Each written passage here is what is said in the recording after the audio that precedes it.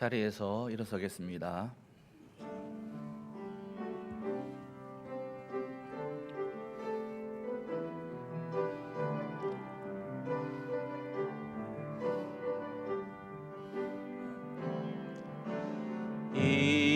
이곳에 생명샘 솟아나 눈물 골짝 지나갈 때에 모자나 열매 맺히고 웃음소리 넘쳐나리라. 꽃들도 구름도 바람도 넓은 바다도 찬양하라 찬양하라 예수를. 하늘을 울리며 노래해 나의 영혼아. 은혜의 주 은혜의 주 은혜의 주.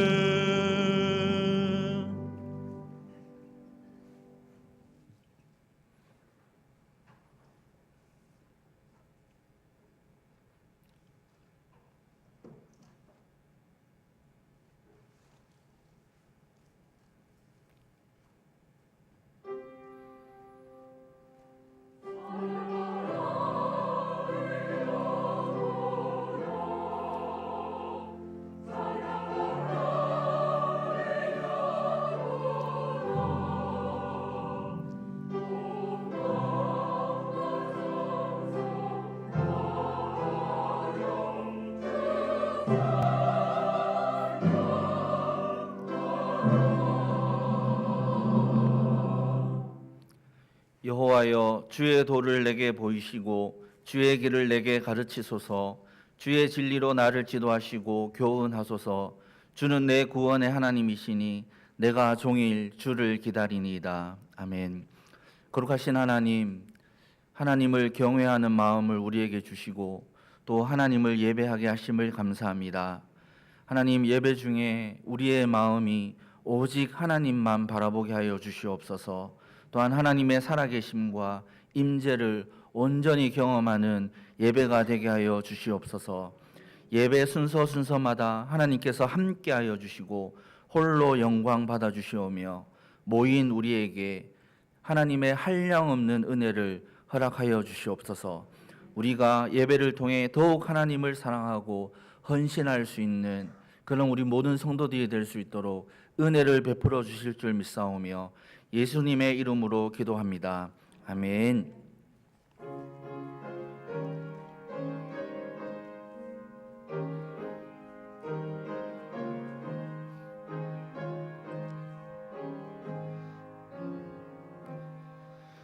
예수 우리 왕이여,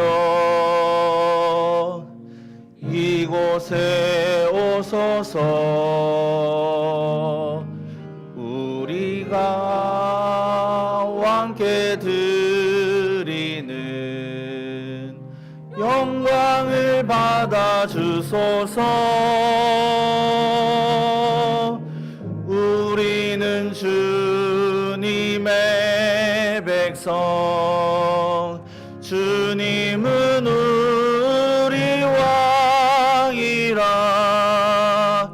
왕이신 예수님 오셔서 좌정하사 다스리소서. 예수 우리 주시여, 이곳에 오셔서 우리가 주께 드리는 찬양을 받아 주소서. 우리는 주님의 종들, 주님은 우리 주시라. 주 대신 예수님 오셔서 이 찬양을 받아주소서.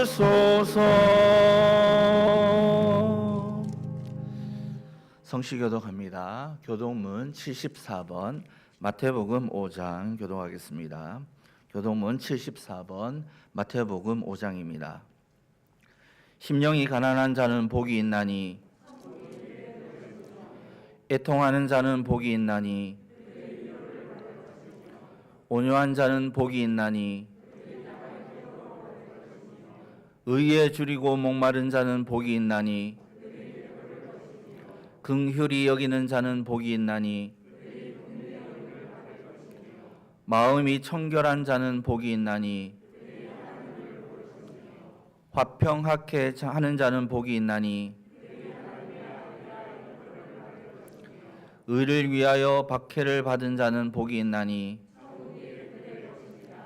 나로 말미암아 너희를 욕하고 박해하고 거짓으로 너희를 거슬러 모든 악한 말을 할 때에는 너희에게 복이 있나니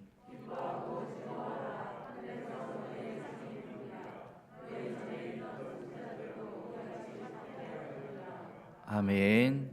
전능하사 천지를 만드신 하나님 아버지를 내가 믿사오며 그 외아들 우리 주 예수 그리스도를 믿사오니 이는 성령으로 잉태하사 동정녀 마리아에게 나시고 본디오 빌라도에게 고난을 받으사 십자가에 못 박혀 죽으시고 장사한 지 사흘 만에 죽은 자 가운데서 다시 살아나시며 하늘에 오르사 전능하신 하나님 우편에 앉아 계시다가 저리로서 산자와 죽은 자를 심판하러 오시리라.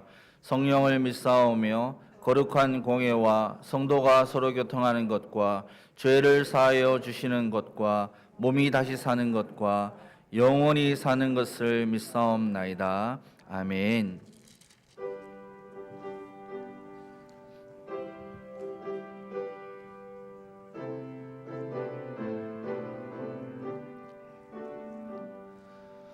놀랍다 주님의 큰 은혜 우리의 죄를 속하시려 갈보리 십자가 위에서 어린 양 보혈을 흘렸네. 주의 은혜 우리의 죄를 다 씻었네.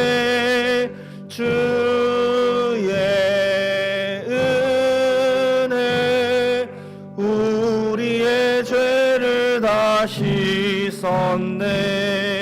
죄악은 성난 파도같이 우리 영혼을 위협하나 헤아릴 수 없는 주 은혜 십자가에서 보이셨네. 주의 은혜 우리의 죄를 다 씻었네. 주의 은혜 우리의 죄를 다 죄악에 물든 영혼들을 주께서 피로 씻으시네. 지금도 흐르는 그 피에 눈보다 더이게 씻으라. 주의 은혜 우리의 죄를 다 씻었네. 주의 은혜 우리의 죄를 다 씻었네. 비할 수 없는 그 은혜를 믿는 자에게 거저주네. 형제여 주 앞에 나와서 더 지체 말고 곧 받으라. 주의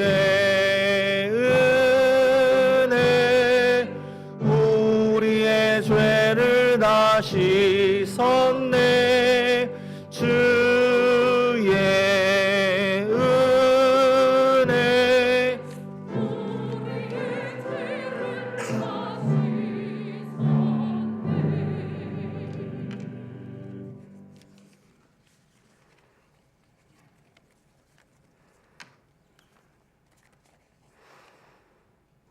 사랑과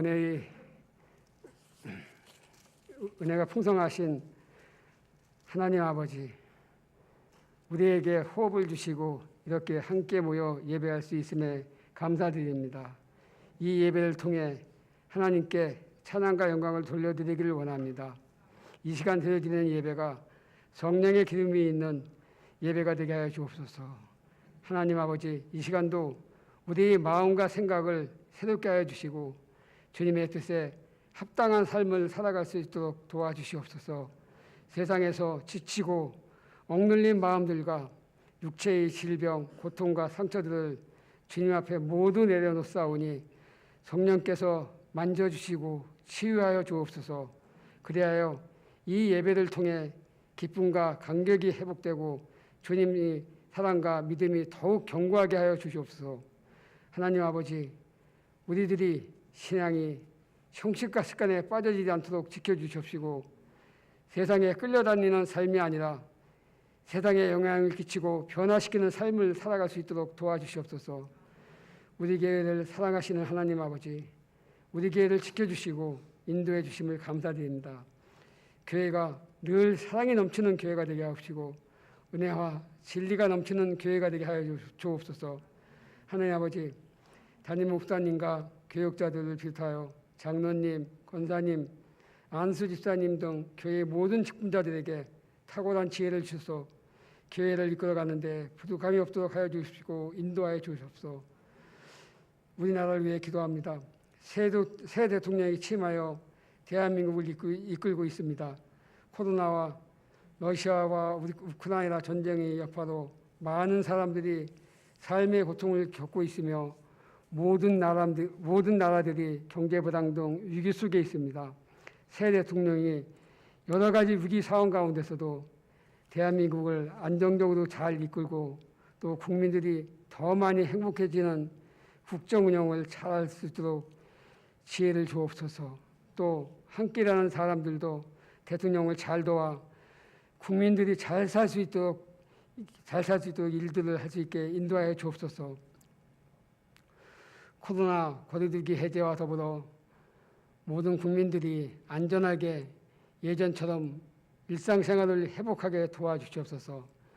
이 시간 단위에 세우신 목사님을 특별히 사랑하여 주시사 영육간에 강건함을 주시고 말씀을 전할 때마다 성령의 능력으로 붙들어 주셔서 권세 있는 주님의 말씀이 선포되게 하시고 듣는 저희들도 주님의 놀라우신 은혜를 체험하는 복된 시간이 되게 하여 주옵소서.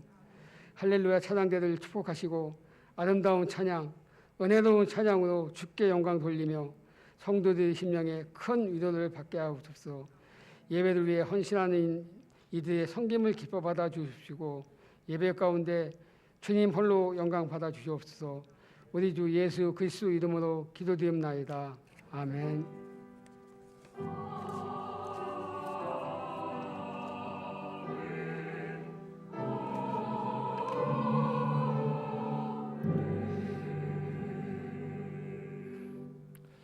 오늘 말씀은 요한복음 8장 1절에서 11절 말씀입니다. 오늘 우리에게 주시는 하나님의 말씀 요한복음 8장 1절에서 11절입니다. 제가 가진 성경 신약 성경 158쪽 전후에 있습니다. 제가 봉독합니다. 예수는 감람산으로 가시니라. 아침에 다시 성전으로 들어오시니 백성이 다 나오는지라 앉으사 그들을 가르치시더니 서기관들과 바리새인들이 음행 중에 잡힌 여자를 끌고 와서 가운데 세우고 예수께 말하되 선생이여 이 여자가 간음하다가 현장에서 잡혔나이다. 모세는 율법에 이러한 여자를 돌로 치라 명하였거니와 선생은 어떻게 말씀하겠나이까. 그들이 이렇게 말함은 고발할 조건을 얻고자 하여 예수를 시험함이러라. 예수께서 몸을 굽히사 손가락으로 땅에 쓰시니 그들이 묻기를 마지 아니하는지라. 이에 일어나 이르시되 너희 중에 죄 없는 자가 먼저 돌로 치라 하시고 다시 몸을 굽혀 손가락으로 땅에 쓰시니 그들이 이 말씀을 듣고 양심의 가책을 느껴 어른으로 시작하여 젊은이까지 하나씩 하나씩 나가고 오직 예수와 그 가운데 섰는 여자만 남았더라. 예수께서 일어나사 여자 외에 아무도 없는 것을 보시고 이르시되 여자여 너를 고발하던 그들이 어디 있느냐? 너를 정죄한 자가 없느냐? 대답하되 주여 없나이다. 예수께서 이르시되 나도 너를 정죄하지 아니하노니 가서 다시는 죄를 범하지 말라 하시니라. 아멘.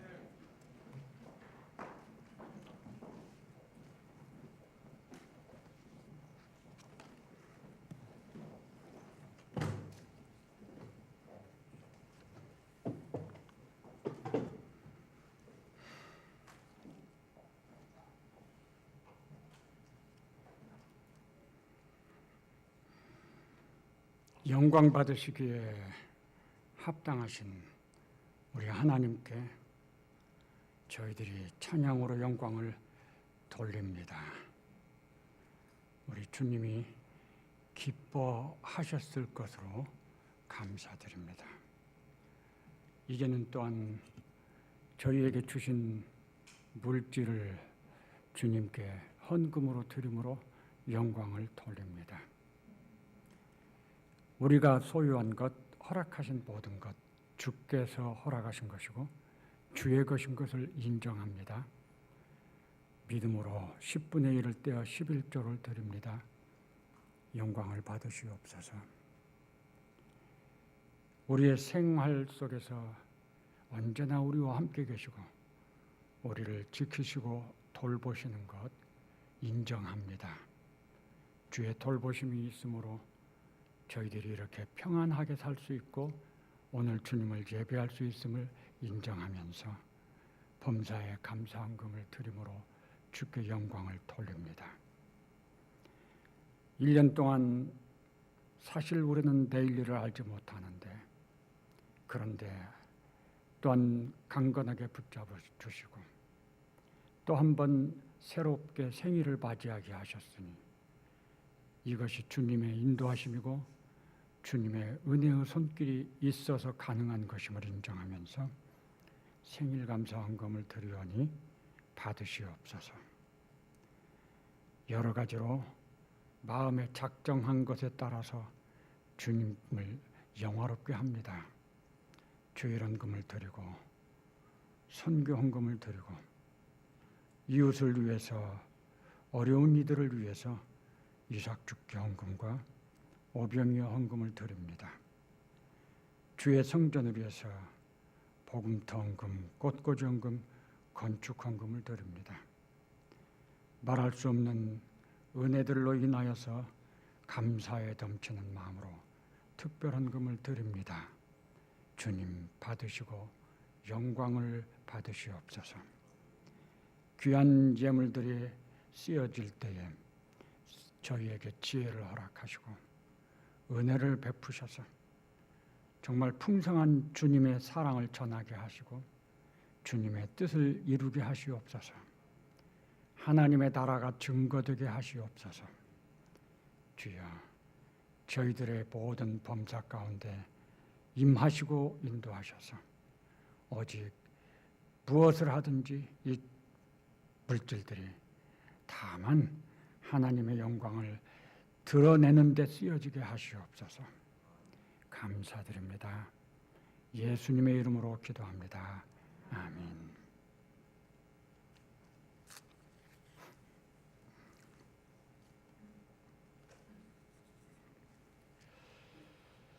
오늘 읽은 말씀은 익숙한 말씀이죠. 아마 모르시는 분은 없을 것이다, 그런 생각을 합니다.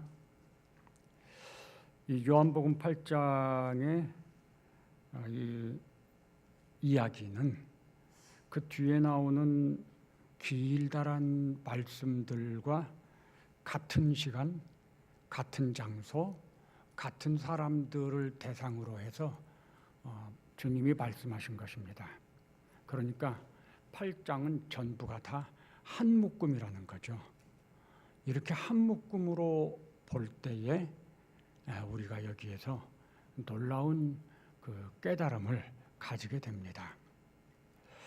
먼저 이 이야기를 생각해 보죠. 여기 예수님이 성전에서 지금 가르치십니다. 여기 누가 있었습니까? 제자들이 있었죠. 그리고 거기에 모여든 백성들이 있었습니다. 그래서 주님이 가르치시는데 갑자기 돌발 상황이 생기죠. 이 서기관들과 바리새인들이 현장에서 음행하다 잡힌 여인을 데리고 예수님이 가르치시는 성전으로 옵니다. 그들이 그렇게 하는 것은 예수님을 시험에 빠뜨리려고 하는 것이죠. 그들이 와서 그러니까 이제 아마 장례가 엄청 소란스러워졌을 것입니다. 모든 사람들이 다 주목하고 있겠죠. 근데 그들이 예수님께 질문을 합니다. 모세는 이런 경우에 돌을 들어 치라고 했는데 선생님은 어떻게 말씀하시겠습니까? 참 어려운 질문을 했습니다. 거기 모여 있는 제자들도 처음부터 있었던 사람들도 지금 굉장히 궁금할 거예요. 예수님이 어떻게 말씀을 하실까? 예수님께서 그러시죠. 죄 없는 자가 먼저 돌을 들어 치라.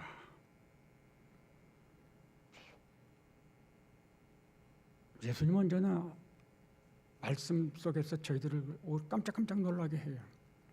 어떻게 그렇게 지혜롭게 말씀하실 수 있을지. 그 말을 듣고 예수님을 시험하려고 했던 사람들이 하나씩 슬그머니 뒤로 빠져서 다 돌아가고 말았습니다. 서기관과 바리새인들도 있었지만 그들은 유대인들의 지도자들이고 참 모든 사람들로부터 거룩한 자들이라고 공경받는 사람들인데 그들도 예수님의 그 말씀에 그냥 돌아갔습니다. 결국 그들도 죄 없는 자는 아니었다는 뜻이죠. 예수님께서 이제 그 여인만 남았고 그리고 제자들과 처음부터 있던 사람들만 남았습니다. 그 모든 사람들이 예수님이 이제 그 여인에 대해서는 그럼 어떻게 하실까 궁금했겠죠. 당연히. 예수님께서 다시 말씀합니다. 나도 너를 정죄하지 않겠다. 가서 다시는 죄를 범하지 말아라.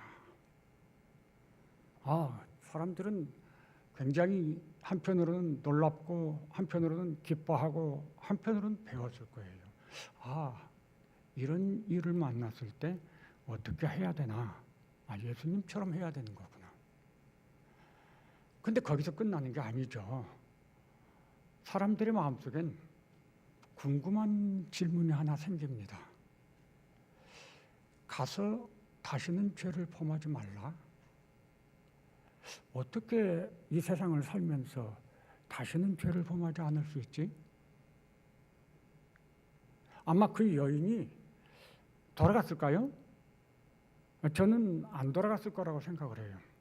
왜냐하면 그 여인이 돌아가 보았자 자기가 살고 있는 그 환경과 여건은 그 여인의 현재의 이 모습을 있도록 만든 그런 장소 아니겠습니까? 그 장소, 그 삶의 환경으로 돌아가 봐야 죄 안 지을 수가 없다는 말이죠. 거기에 대한 해결책도 없이 대답도 없이 그냥 다시 돌아가서 죄 짓지 말라. 이건 불가능한 일이거든요. 그래서 저는 아마 이 여인도 돌아가지 않고 여기 남아있을 가능성이 있겠다. 그렇게 생각이 들어요. 모두가 다 궁금해하는 거죠. 어떻게 다시 죄 안 짓고 살죠? 우리는 어떤지 모르겠어요. 우리 예수님을 믿었습니다. 죄 용서함을 받았습니다. 그러면 우리는 지금까지의 삶 속에서 믿은 이후로 죄 안 짓고 살으셨습니까? 어때요? 거기에 예, 그렇습니다라고 자신 있게 대답할 수 있는 분이 아마 저를 포함해서 아무도 없을 거라고 생각해요. 저도 그렇게 대답할 수가 없습니다. 이 죄와의 싸움은 세상에서 우리가 살고 있는 동안은 계속될 수밖에 없어요. 그래서 예수님 그렇게 말씀하셨죠. 이미 목욕한 자는 발밖에 씻을 것이 없다. 뒤집어서 말하면 발을 씻어야 된다는 것은 우리가 다시 죄악된 세상 속에서 죄에 오염되고 죄를 범할 수밖에 없는 그런 것들을 예수님께서 인정하신 것입니다. 그렇다면 다시는 죄를 범하지 말라고 한 이 예수님의 말씀, 이거 어떻게 이해를 해야 되고, 예수님이 쓸데없는 말을 하고 불가능한 말을 하셨을까요? 그런 건 아니겠죠. 여기에 이제 궁금함이 있고 문제의 그 심각함이 있는 것이죠. 그래서 이 이야기 다음에 이제 12절부터 예수님께서 죄와 관련된 이야기를 쭉 하십니다. 굉장히 길다랗게 설명을 하시는 것이에요. 이 내용은 한마디로 말하면 사람이 어떻게 이 세상의 삶 속에서 죄를 범하지 않고 살 수 있을까에 대한 대답을 지금 들려주고 계시는 것입니다. 그 첫 번째 단계로서 예수님께서는 그런 문제를 해결하기 위해서는 도움이 필요하다고 말씀을 하십니다. 그 도움이 필요한데 안내자가 하나 있으면 된다는 거죠. 문제 해결을 위한 안내자. 어떤 어려운 문제를 가지고 끙끙거릴 때 누군가 그 문제를 잘 아는 사람이 옆에서 도와주면 쉽게 해결할 수 있잖아요. 예수님이 이렇게 말씀하십니다. 12절에 보면 나는 세상의 빛이니 나를 따르는 자는 어둠에 다니지 아니하고 생명의 빛을 얻으리라. 어둠에 다니지 아니하고 그랬죠. 이게 그 죄와의 어떻게 죄를 범하지 않고 사는가에 대한 말씀을 연결이 되는 거죠. 나는 세상의 빛이다. 나를 따르는 자는 어둠에 다니지 아니한다. 예수님이 자기를 지금 그렇게 소개한 거예요. 어두운 밤길을 가는데 길을 밝혀주는 전등이 있으면 안전하게 갈 수 있잖아요. 예수님이 그런 전등의 역할을 한다는 거죠.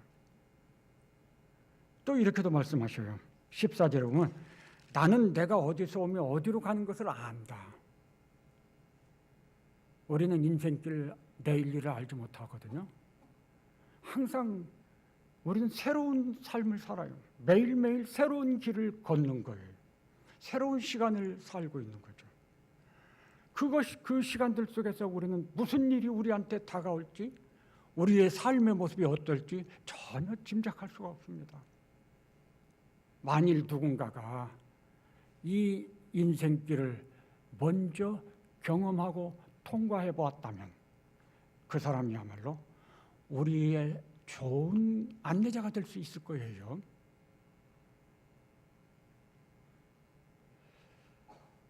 히브리서 2장에 보면 예수님이 이 세상에 육신을 입고 오신 이유가 나옵니다. 우리 성도들은 모두 근원이 한 분 하나님께로부터 나온 사람들이라고 했어요. 예수님도 하나님께로부터 나왔고 우리들도 하나님께로부터 나왔다.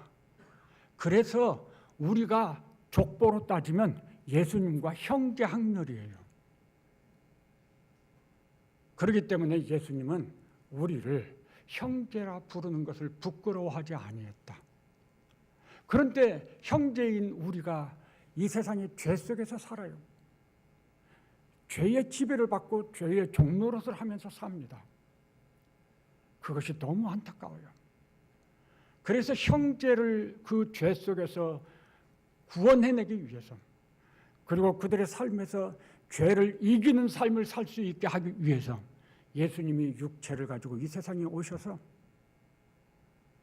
몸소 인간이 당하는 모든 시험을 다 당하셨다고 말합니다. 그리고는 2장 18절에서는 그렇게 말씀하죠. 모든 일에 우리와 똑같이 시험을 받아 고난을 당하셨다. 그런즉 시험받는 자들을 능히 도울 수 있느니라. 예수님은 우리를 능히 도울 수 있다고 소개합니다. 그런데 예수님이 그런 시험을 받았지만 히브리서 4장 15절은 죄는 없으시니라 또 이렇게 가르쳐줘요. 죄가 없다는 말은 죄를 이겼기 때문에 죄가 없다는 말입니다. 우리는 죄와의 싸움에서 항상 지기가 쉽습니다. 그래서 죄 문제로 정말 머리가 아파합니다. 예수님은 죄가 없습니다. 죄 문제에서 다 이겼습니다. 죄를 이기신 분이기 때문에 우리의 죄 문제에 대해서 도움을 주실 수 있는 분이라고 성경은 그렇게 가르쳐주고 있는 것입니다. 자, 성경은 또 예수님은 자기 자신이 내가 인생의 길에서 놓여 있는 그 심각한 죄의 문제, 어떻게 사람이 다시는 죄를 범치 않을 수 있을까? 그 문제에 대해서 정말 좋은 안내자다, 이렇게 소개를 한 것입니다. 우리가 이 세상을 살다 보면은 수없이 많은 정보 속에서 삽니다. 여러 가지 방식으로 정보를 얻습니다. 돈을 벌 수 있는 정보, 지위를 가질 수 있는 정보, 대학교에 들어가는 정보, 건강할 수 있는 정보, 좋은 병원에 대한 정보, 뭐 없는 정보가 없어요. 다 중요하고 필요한 것 같아요. 예수님이 내가 너희 인생의 안내자라고 한 것도 하나의 정보라고 하는 것이죠. 사람들은 그렇게 생각합니다. 이 정보 중에 전문가를 만나면 더 좋습니다. 병원도 전문의가 있고 그냥 의원이 있어요. 운전학원도 전문학원이 있더라고요. 전문가를 만나는 게 정말 도움이 되는 거죠. 그런데 정보가 많은데 특히 우리 인생의 문제에 대해서 정말 도움을 줄 수 있는 그런 대상, 그런 정보들이 또 있죠. 종교, 세상의 모든 종교는 그런 대답을 자기네들이 해준다고 말을 합니다. 철학이 그런 것입니다. 요즘은 인문학이라고 해요. 인문학에 다루고 있는 주제들과 책들은 전부 이 세상을 살아가는 처세술과 연관된 삶의 지혜들에 대해서 가르쳐 주는 것들이에요. 거긴 나름대로 유익하고 좋은 정보들이 많이 있습니다. 우리가 그런 거 배우려면 거기 가면 돼요.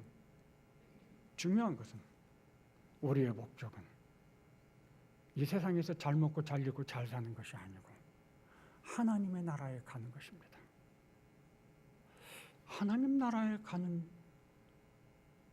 죄를 이기고 사는 이것을 위해서 우리가 가진 정보, 종교입니까? 인문학입니까? 철학입니까? 예수님께서는 내가 지금 그렇게 소개하고 계셨던 거예요. 도움을 받기 위해서는요, 그 좋은 정보들 가운데서 나에게 꼭 필요하고 해당되는 그런 정보를 내가 꽉 잡아야 돼요. 그것을 관계를 맺는 것이라고 설명할 수가 있습니다. 그 정보들 가운데 내 인생에서 정말 필요한 안내를 해줄 수 있는 존재가 누구냐, 그걸 찾아내고 그리고 그를 인정하고 받아들이고, 그럼 관계가, 계약을 맺어요. 그러면 관계가 성립이 됩니다. 이거를 예수님을 믿는 것이라고 말을 할 수가 있습니다. 전문 분야가 있어요, 사람들마다. 예수님은 어떤 부분에서 전문가인가? 하나님 나라로 인도하는 데서 전문가입니다. 예수님을 해방운동자로 설명도 하고 돈 버는 길을 가르쳐주는 것으로 설명하기도 하고 경영자로 설명하기도 하고 여러 가지로 설명들을 해요. 자기들 나름대로 성경을 인용하고. 근데 그렇지 않습니다. 예수님의 목적은 하나님의 나라로 인도하는 것이, 그리고 우리로 하여금 이 세상의 삶에서 죄를 이기며 살게 하는 것, 그걸 도와주는 것이 바로 예수님의 목적이고, 그 방면에서 예수님은 유일한 전문가입니다. 내가 길이요 진리요 생명이니 나로 말미암지 않고는 아버지께로 올 자가 없다. 유일한 전문가예요.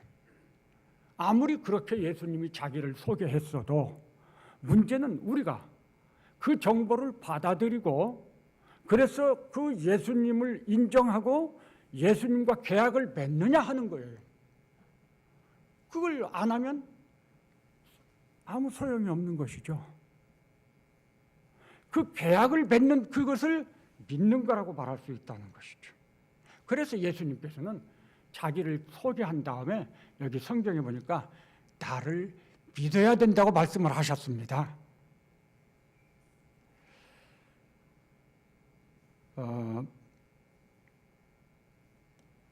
너희는 아래에서 닿고 우리 8장 23, 24절에 보면 너희는 아래에서 닿고 나는 위에서 닿다.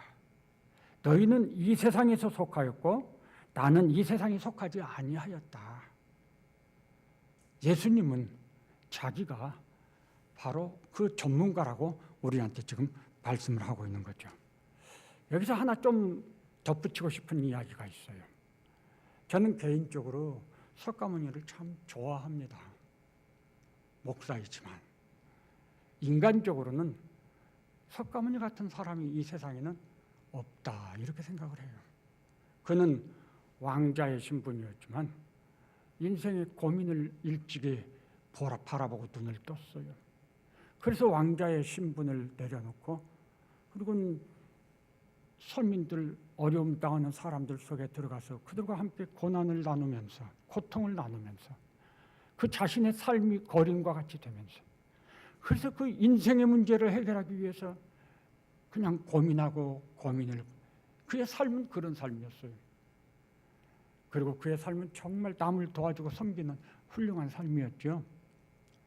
그런데 참 인격적으로 훌륭하다고 말할 수밖에 없는 그가 마지막에 숨을 거둘 때 한 말이 있습니다. 그 말이 부처는 내 안에 있다 이 말이에요. 부처가 내 안에 있다는 이 말이 무슨 말입니까? 결국 석가모니가 한 말은 인생의 그 문제에 대해서 왜 사람들이 병을 앓아야 되고 왜 고통스러워야 하고 왜 빈부귀천이 있어야 되고 왜 죄 가운데서 살아야 되는가? 그 문제에 대해서 나는 모르겠다라고 대답을 한 것이에요. 그러니까 부처가 내 안에 있다 이 말은 내가 노력하고 수양해서 깨달으면 된다는 거예요. 다른 말이 아니에요. 그래서 그 석가모니를 믿는 따르는 많은 그 후대들이 나름대로 수양을 하고 노력을 하고 선을 행하죠. 그래서 고승이라고 하는 분들이 임종할 때 한마디 합니다. 어떤 고승은 그렇게 말했죠. 무다! 그게 무슨 말일까요? 그게 무슨 굉장히 진리입니까? 사람들은 참 이상하지만 그런 소리를 듣고 그게 굉장히 진리인 것처럼 생각을 해요. 무다. 그게 진리는 진리야. 맞아요. 인생은 뭐냐? 스스로 아무것도 할 수 없어요. 내가 할 수 있는 게 있나요? 무다. 아, 살아보니까 아무것도 없구나. 헛되구나. 그 고승들이 하는 말을 가만히 이렇게 하나씩 찾아보면 대부분 다 그런 말투예요. 거기에 무슨 진리가 있을 수 없어요. 참 석가모니가 그러니까 솔직한 사람인 거예요. 그런 점에서 그 석가모니가 마음에 들어요. 그렇게 살기도 어렵잖아요. 그런데 예수님은 모른다 이렇게 말씀한 게 아니에요. 내가 안내자다. 내가 바로 그 문제에 대해서 최고의 도움자다. 아니 이게 달라요.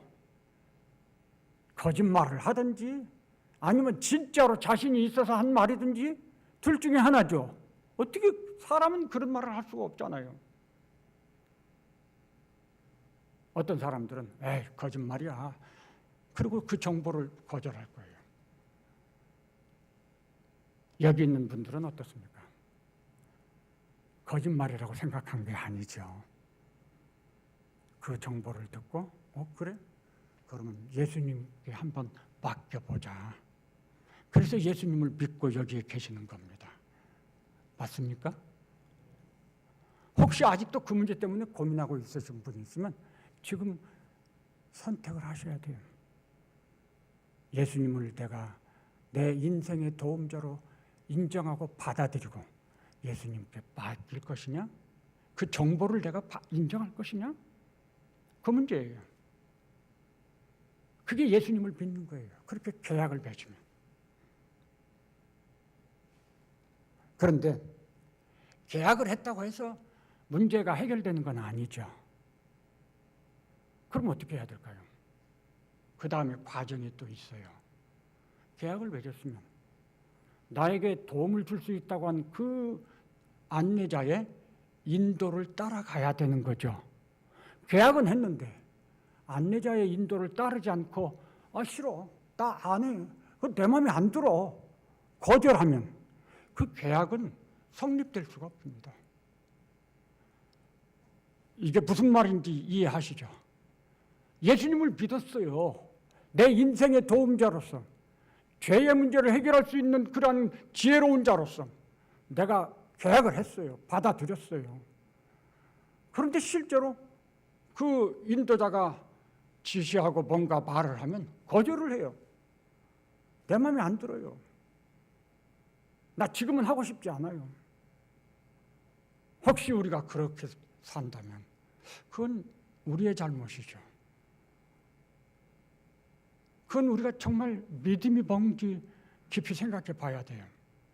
정말 믿는다면 우리는 따라가야 되는 것이 맞아요. 그래서 예수님은 그 문제에 대해서 이제 세 번째 과정으로서 이렇게 말씀을 하시는, 따라오라, 이렇게 말씀을 하시는 거예요. 이 요한복음 12장 36절에 보면 예수님이 이렇게 말씀하셨어요.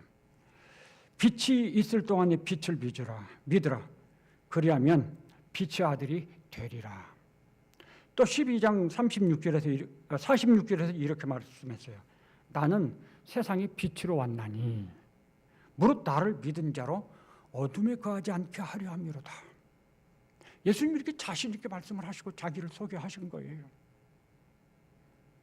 우리들이 삶에서 예수님의 그 말씀을 인정하고 그래서 그 말씀을 받아들이고 예수님과 관계를 맺으면은 그게 예수님을 믿는 거라고 했죠.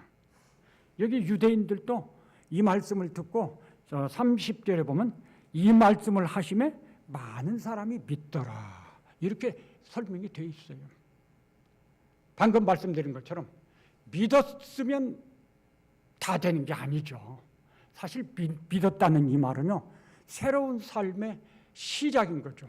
그동안에는 내가 내 인생의 문제를 해결하기 위해서 내가 나의 삶의 주인이 되어서 노력하고 애쓰고 고민하던 시간들이었어요. 그런데 이제는 예수님을 믿었을 때는 예수님과 함께 가는 거죠. 함께 가는데 여태까지 살아왔던 방식으로 살지 않아요. 안내자의 안내를 받으면서 그 안내를 따라서 사는 것이죠. 이게 달라진 거예요. 이게 믿음의 삶이고 이것을 새로운 삶이라고 하는 거예요.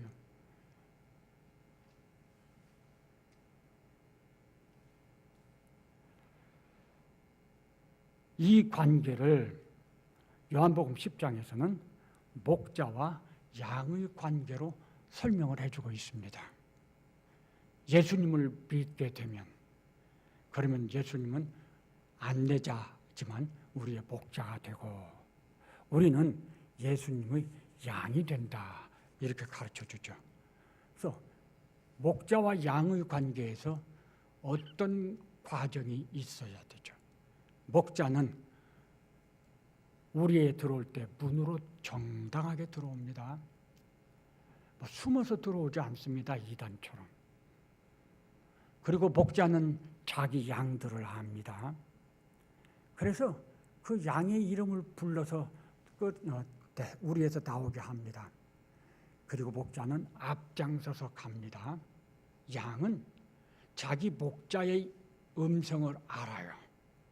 그래서 자기 목자가 부르면 그 소리를 듣고 따라갑니다. 만일 음성이 다른 음성이면 따라가지 않고 도망간다고 그랬습니다. 이게 믿음의 삶이라고 하는 거예요. 예수님을 믿었으면 이제 예수님이 내 목자인 걸 인정하고 따라가야 되죠. 이렇게 따라갈 때 예수님 음성을 알고 그리고 불은 따라가고 따라갈 때 어떻게 따라가야 돼요? 즉시 따라가야죠. 멈칫거리고 머뭇거리면 목자와 양의 거리가 멀어지면 이 양은 여러 가지 상황 속에서 목자를 너무 쉽게 놓칩니다. 그리고 또 자기 생각대로 막 가요. 양은 길을 못 찾는 그런 짐승이래요. 그러니까 목자를 잃어버릴 수밖에 없어요. 양은 목자의 음성을 들으면 즉시 따라야 되고 열심히 따라야 되고 가까이 따라야 돼요. 이 틈이 벌어지려고 하면 안 되는 거죠. 안내자의 인도를 따라서 갈 때 우리 믿음의 삶에서 예수님의 말씀을 따라서 예수님과 함께 동행해야만 죄악의 강을 무사하게 통과할 수 있다라고 하는 것입니다. 이게 무엇냐? 그래서 이제 31절에 보면요, 이런 표현이 있어요. 그러므로 예수께서 자기를 믿은 유대인들에게 이르시되, 지금 이제 이 31절부터는 자기를 믿은 유대인들에게 말씀하셨다는 거예요. 관계가 성립된 유대인들, 목자로 예수님을 모신 유대인들, 일단 고백은 그렇게 했어요. 믿겠습니다. 당신이 우리의 삶의 안내자라고 하는 것 인정하고 받아들이고 이제는 믿겠습니다. 그런 거예요. 그런데 거기서 끝나는 게 아니라는 거죠. 그래서 그 설명을 지금 하신 거예요. 그러냐? 그러면 이제는 나를 따라야 된다라고 말씀을 하시는 거죠. 그래서 여기 보면 너희가 자기를 믿은 유대인들에게 이르시되 너희가 내 말에 거하면, 내 말에 거하면 이 말은 나를 따르라 이 말이에요. 내가 말하는 대로 듣고 지켜 행하라 그 말입니다. 이게 상당히 중요한 의미가 있는 말씀입니다. 여기 이제 이 31절 이하 51절까지 보면요, 이 유대인들과 예수님이 논쟁을 합니다. 그 따름의 문제 때문에. 예수님이 따르라고 했어요. 왜 그랬을까요? 따르면 정말 예수님을 믿고 예수님을 사랑하는 거거든요.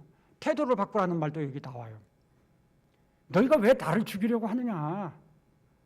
내가 진리를 말하는데 너희들은 나를 죽이려고 하는구나. 그 태도를 바꾸라는 거죠. 따르려면. 주님을 사랑해야지 주님의 말씀을 진심으로 따르게 되는 거예요. 사랑하지 않으면 여러 가지 핑계를 대고 안 따르려고 해요. 태도를 바꿔야 돼요. 그런데 이 유대인들이 태도를 바꾸지 않고 예수님의 말씀을 거절하고 다툼이 벌어집니다. 아니, 우리가 아브라함의 후손인데 지금 무슨 소리 하느냐? 왜 우리를 자꾸 죄인이라고 말하느냐? 결국에 이 유대인들은 어떻게 했죠? 51절에 보면 예수님을 돌을 들어 치려고 했다고 그랬어요. 그리고 좀 더 시간이 지나면 예수님을 십자가에 못 박는데 함성을 지르면서 동의하죠. 이 이야기가 우리한테 가르쳐주는 건 예수님을 믿는다는 것과 예수님을 따른다는 것은 결코 같은 게 아니라는 거예요. 우리가 정말 오해하면 안 되는 것이, 나 예수님을 믿었습니다. 이젠 예수님이 나의 목자가 됐습니다. 이것이 전부라고 생각하는 거, 이건 정말 오해입니다. 그렇게만 생각하고 있다면 유대인들처럼 우리가 잘못할 수도 있어요. 오히려. 그러면 진짜 믿음은 뭐냐? 예수님을 따르는 거예요. 그 따름이라고 하는 것은 내가 예수님을 진짜 믿었다고 하는 증거인 거예요. 따름은 내가 믿었다고 하는 것의 열매인 거예요. 따름이 없으면 믿었다는 말이, 약속이, 계약이 헛것인 거예요. 그런데 이 따름이라고 하는 것 우리가 좀 더 깊이 생각을 해봐야 돼요. 요한복음 15장에는 믿음과 따름을 접붙임과 거함으로 설명을 합니다. 가지가 포도나무에 접붙임을 받았으면 그러면 내 안에 거하라. 너희가 내 안에 거하고 내 말이 너희 안에 거하면 너희가 열매를 맺나니. 이렇게 말씀을 하고 있거든요. 접붙임을 받은 다음에는 거하라는 거예요. 접붙인 것으로 끝나는 게 아니에요. 이것을 실제적으로 설명을 하자면 이식수술을 생각해 볼 수 있어요. 간 이식을 했다고 가정을 해보세요. 내 간에 남의 간을 받아서 그래서 연결을 하죠. 근데 연결만 하면 모든 게 해결되는 게 아니에요. 본래 내 간이 가지고 있는 면역 항체가 있고 그리고 남의 간이 가지고 있는 그게 있어요. 그래서 이렇게 연결을 하면은 붙는 게 아니라 서로 밀어내고 싸운다는 거예요. 그러면 병이 낫는 게 아니에요. 심각해지는 거죠.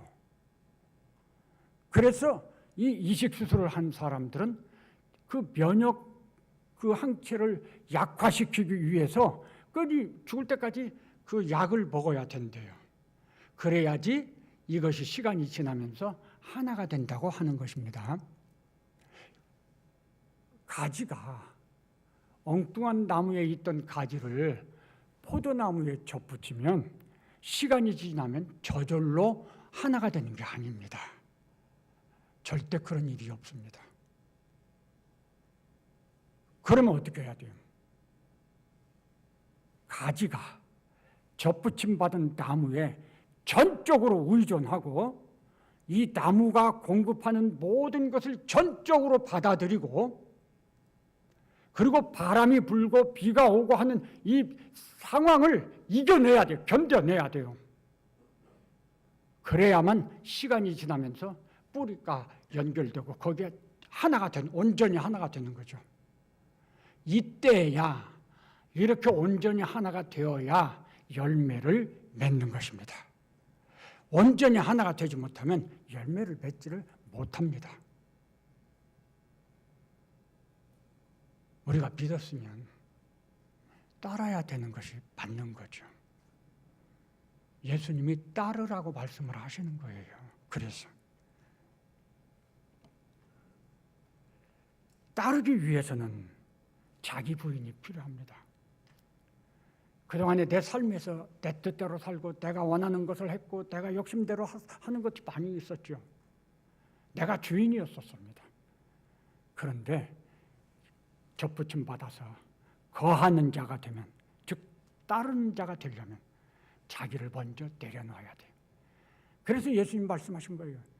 나를 따르려거든 자기를 부인하고 자기 십자가를 지고 나를 쫓을 것이니라.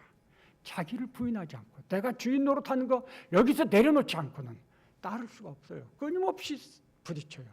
유대인들이 그랬던 거죠. 그렇게 따르게 되면 세 가지 결과가 있습니다. 31절 32절에 보면 너희가 내 말에 거하면 참으로 내 제자가 되고, 제자가 된다고 그랬죠. 요한복음 15장 8절에서는 너희가 내 안에 거하고 내 말이 너희 안에 거하면 열매를 많이 맺나니 너희가 열매를 많이 맺으면 내 제자가 되리라. 똑같은 말씀인데 중간에 말이 다르죠. 근데 이건 연결된 표현이에요. 내 말에 거하면, 내 안에 거하면 열매를 맺는다. 열매를 맺으면 제자가 되는 것입니다. 그런데 어떤 사람은 잠깐 동안 거하고 말아요. 계속해서 따르지 않아요. 그러면 열매도 없겠죠. 열매를 많이 맺으면 내 제자가 되고, 열매를 많이 맺는다는 게 뭘까요? 내 삶에서 계속해서 예수님 안에 거하고 예수님의 말씀을 따르는 거예요. 그러면 열매를 많이 맺게 되겠죠? 내 제자가 되고. 이게 연결된 표현인 거예요. 진짜 믿음의 사람이 되면 열매를 맺게 됩니다. 여기 열매는 성령의 열매입니다. 예수님 닮은 성품으로 변화가 된다는 것입니다. 예수님을 믿더니 교회 열심히 나가더니 성경 많이 배우더니 요즘 보니까 표정이 좀 바뀐 것 같아. 이렇게 어려운 때인데 참 당신을 보면 마음이 편해지는 것 같아. 당신과 대화를 해보면 뭔가 느낌이 달라. 기분이 좋거든. 변화를 느끼게 하는 거예요.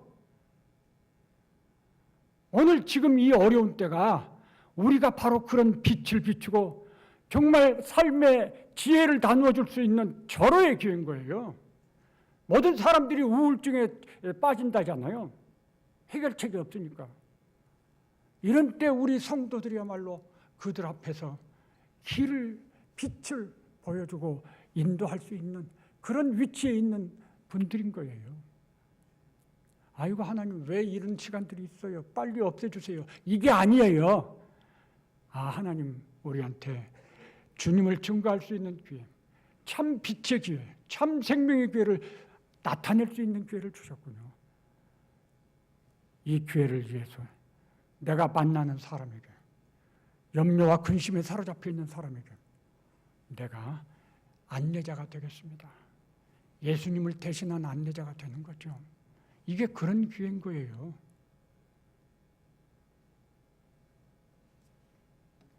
그렇게 열매를 맺는 사람 제자가 되려 제자를 그런 사람이라고 하는 거예요.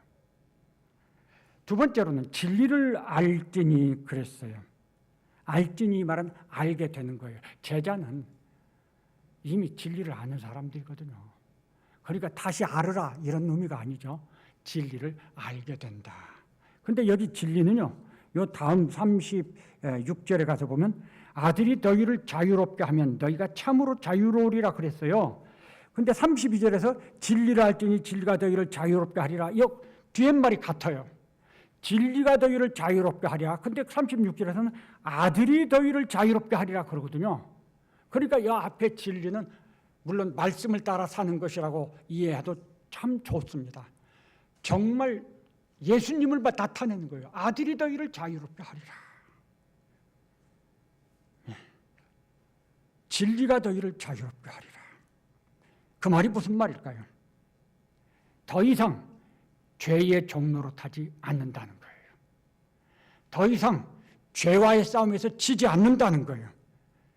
다시는 범죄하지 말아라. 다시 죄 짓지 않고 살 수 있다는 거예요. 예수님이 그렇게 살았어요. 예수님의 인도를 따라서 그 말씀을 따라서 살면 우리도 그렇게 살 수 있다고 말씀하신 거예요.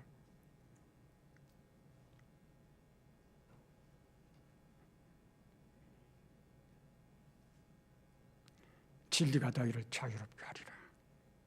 진리를 알지니 예수님을 알게 되고. 예수님이 누구죠? 하나님이시잖아요. 에이, 어떻게 예수님 말 성경대로 가르친다고 해서 그래. 믿는 사람들 보니까 어림없더라. 에이, 뭐 우리나 그들이나 똑같지 않아. 뭐 다른 게 있어야지. 우리가 연약하고 부족해서 그런 거예요. 예수님이 그런 거 아니에요. 예수님을 알지니 정말 예수님을 아는 사람은 다르게 사는 것입니다. 하나님께 다 맡긴 사람들은 다르게 살아요. 말씀대로 살 수 있어요. 진리가 너희를 자유롭게 하리라. 계시록에는 이렇게 말해요.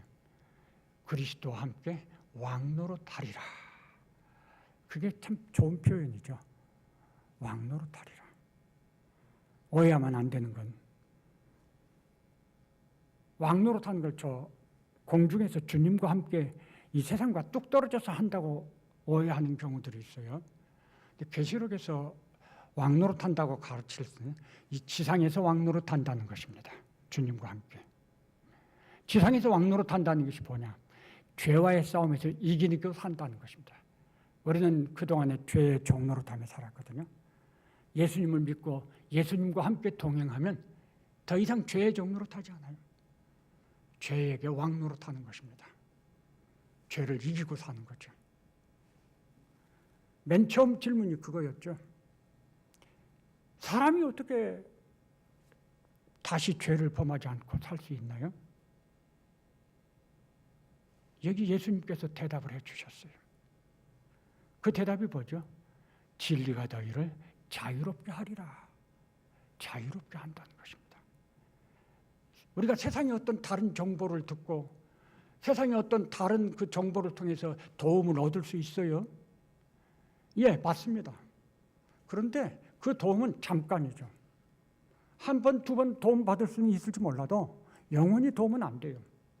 하다못해 우리가 술을 마셔도 도움이 되지 않아요. 술 잠깐 마셔서 술 취하면 근심을 잊어버릴 수 있어요.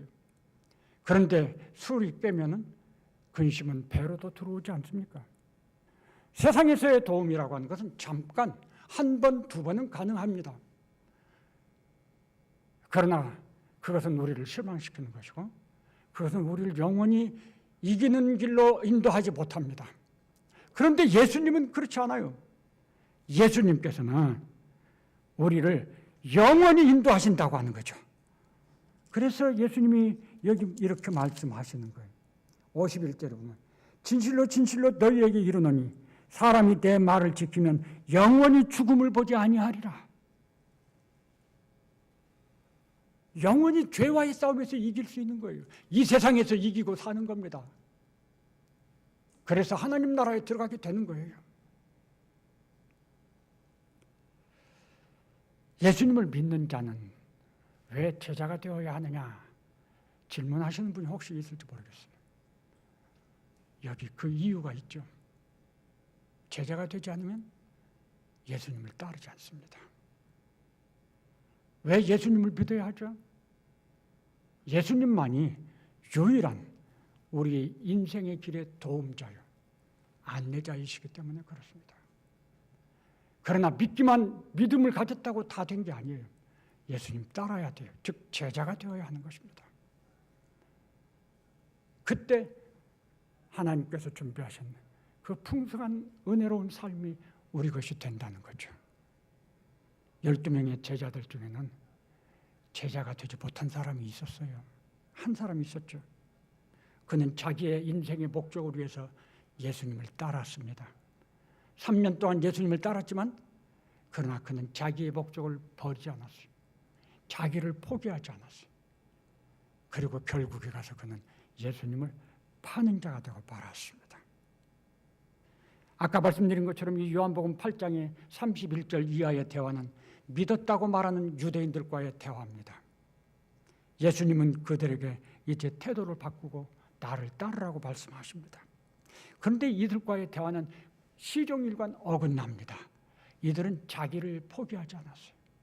자기를 부인하지 않았습니다. 우리가 뭐가 잘못했냐? 우리 아브라함의 후손인데요. 결국 그 어긋남의 끝에 가서 돌을 들어 예수님을 치려고 했습니다. 우리가 주님의 제자가 되지 않는다면 우리가 믿는다고 말하는 이 고백은 시간이 지나면 없어질 수도 있어요. 그리고 오히려 주님을 대적하는 자가 될 수도 있어요. 세상에 많은 사람들 중에 어떤 사람들은 과거에 교회 나왔어요. 과거에 교회에서 열심을 가졌던 사람들이 있어요. 그런데 그들이 이상하게 더 열심을 가지고 교회를 핍박하고 믿음을 거절하더라고요. 왜 그럴까요? 자기를 내려놓지 못했기 때문에 그런 거죠.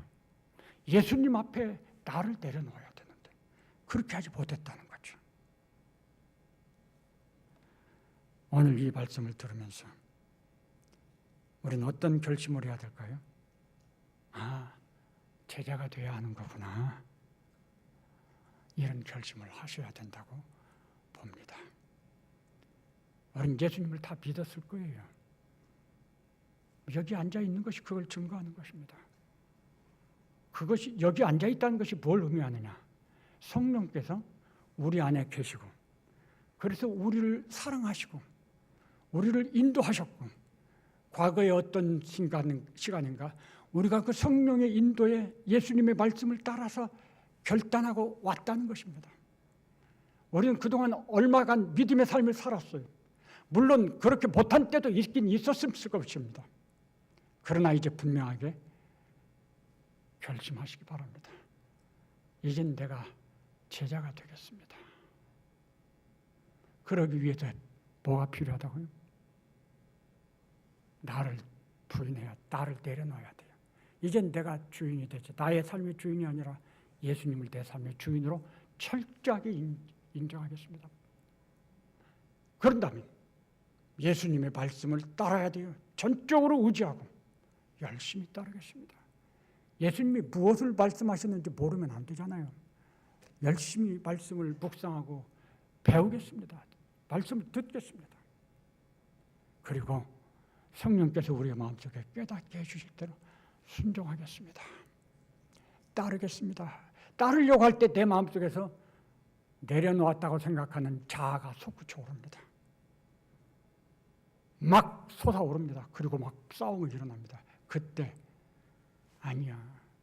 갈라디아서 5장 24절은 예수 그리스도가 십자가에서 죽으실 때 예수를 믿는 모든 성도들은 그리스도와 함께 자기의 정과 욕심을 십자가에 못 박았다고 말합니다. 우리가 그런 거 가진 사람들이 아닙니다. 예수 믿으면 원천적으로 그것이 없어진 거예요. 아직도 그것이 나오는 건 사탄이 우리 마음속을 자꾸 헷갈리게 만드는 거죠. 성령께서 나는 죽은 사람입니다. 성령께서 인도해 주십시오. 나 죽은 내가 또 살아나지 않기를 소원합니다. 이거 내가 거절하겠습니다. 이렇게 기도하고 결심을 새롭게 하면서 주님과 함께 동행함으로 이 세상에서 주님과 함께 왕노릇하는 이 은혜를 누릴 수 있기를 바랍니다. 기도하시겠습니다.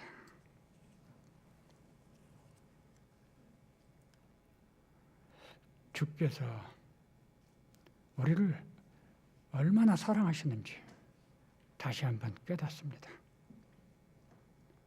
성령 하나님의 인도하심 속에서 우리가 예수님을 믿게 되고 예수님을 목자로 인정하면서 말씀을 따라서 여기까지 지금까지 오게 하셨습니다. 감사합니다. 물론 우리가 잘못한 것도 있고 거절한 것도 있고 거역한 것도 있지만 그거 다 용서하시고 또다시 우리를 붙잡고 인도하시는 주님 감사합니다. 오늘 말씀 속에서 우리가 예수님의 제자가 되어야 한다는 것 분명하게 깨달았습니다. 이제는 우리의 삶 속에서 순간순간 주님의 말씀을 따라 삶으로 주님 안에 거하고 주님과 하나가 되기를 소망합니다. 어떤 것도 우리의 이 결심을 무너뜨리지 못하도록 성령 하나님 도와주시옵소서. 그래서 마침내 우리 안에 성령의 열매, 예수님 닮은 열매들이 풍성하게 맺히고 우리들이 입을 열어 말하고 우리들이 누군가를 바라보고 대할 때 사람들이 우리를 통해서 예수님을 바라볼 수 있고 예수님을 만날 수 있는 이 놀라운 은혜로운 삶을 저희가 살 수 있게 하시옵소서. 감사드립니다. 예수님 이름으로 기도합니다. 아멘.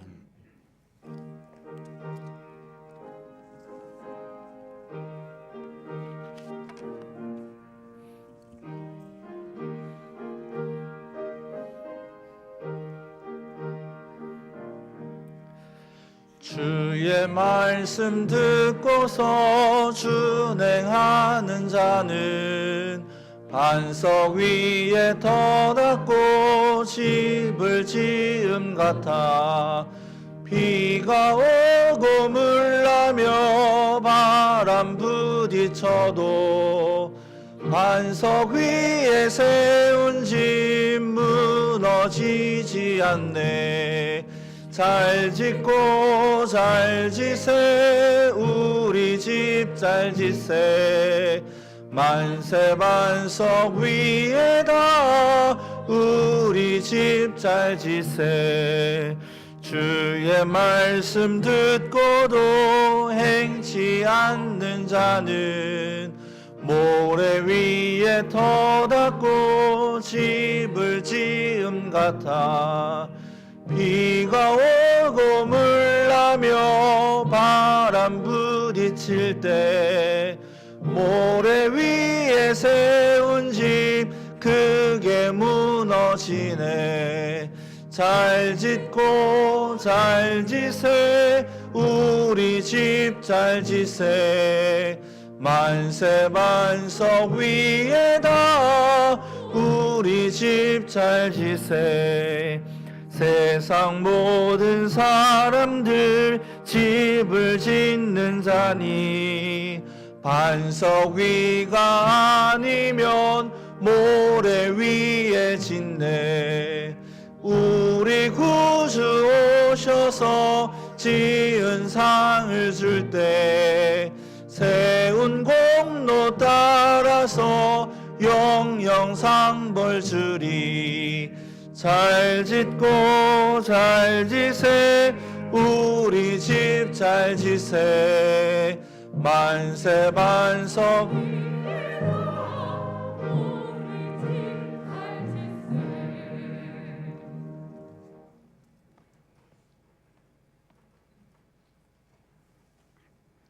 지금은 우리 구주 예수 그리스도의 은혜와 하나님 아버지의 크신 사랑과 성령 하나님의 감동, 감화, 충만, 교통하심, 믿음의 삶에서 예수님의 제자가 되어 말씀을 따라 살 것을 결심하는 우리 모든 성도들과 그 가정과 범사, 우리 교회 위에 영원토록 함께 계실지어다. 아멘.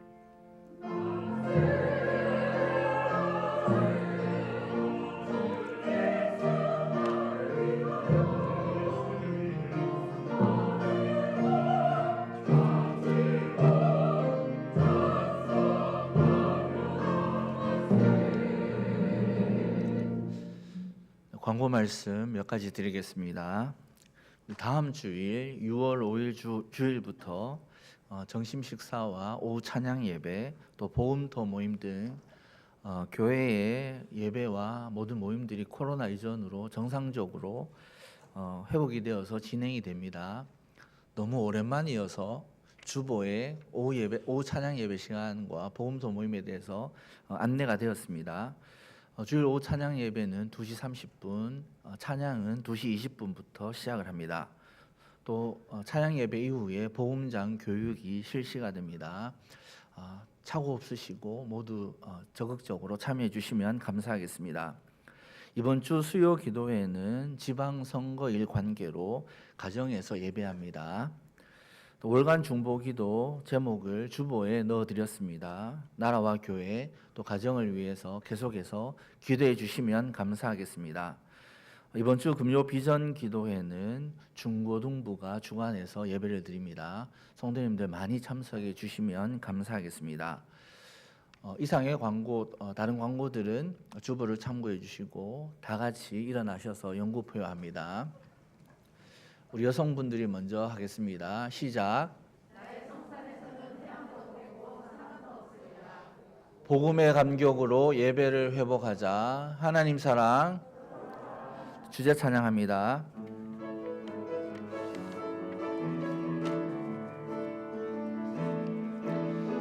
예수 나의 첫사랑 되시네. 내 첫사랑 지존자 되신 그리스도 예수 찬양하리. 보좌 앞에 나의 삶이 향기로운 제사로 주께 드려지기 원하네. 오직 주만 바라보며 나의 삶을 드리네. 다른 길은 찾지 않으리. 나의 온전한 열정과 나의 찬양 되신